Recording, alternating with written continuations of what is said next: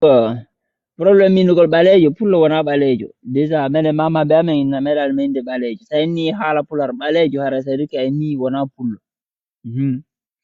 Pullo wona ɓaleejo déjà e wata déjà ɓale ko couleur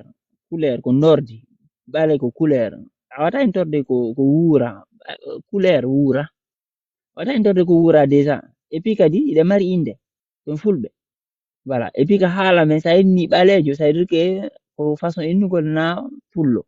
sa en yiɗa mi ari mi fotti e ɓaleejo ça veut dire que monɗa yeddude mo o faami donc ina pullo fottuɗa et puis kadi o innugol en koye ɓale ɗum ko colonisation ɓe ardir ɗum colonisation yimɓe ara wara mamaɓe ma inne ko inne joni hande kadi ko aynito couleur ɓandu e nder leñol fulɓe eɗe mari couleur ji ɗin fof eɗe mari wojjuɓe eɗe mari rawnduɓe eɗe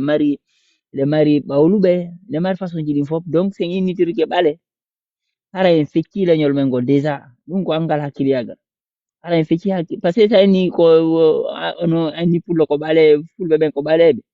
hara automatiquement fulɓe woɗeɓe daneɓe ɓen hara ɓeɗon hande kadi ɓe wonti fattuɓe hara ko ɓe expliquanaɓe honno kamɓe ɓe wayrino e yille sa ƴetti tarikaji fulɓe ɓe sifaji fulɓe sifaji historien ɓe ɓen fulɓe ɓe meeɗi wawde no wawɗen ni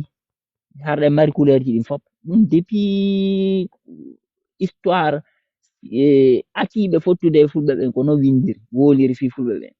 duuɓi depuis ko pullo anda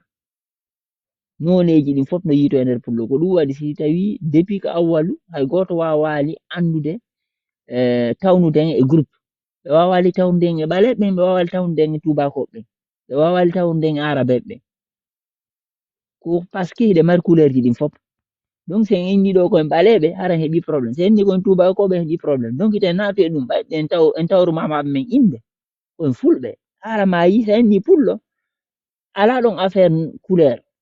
ça c'est un point un autre point ko soñji en enen e mara gaño ha hewtiɓe ɓaleɓe portojo warali hen tubakojo warali hen naarejo warali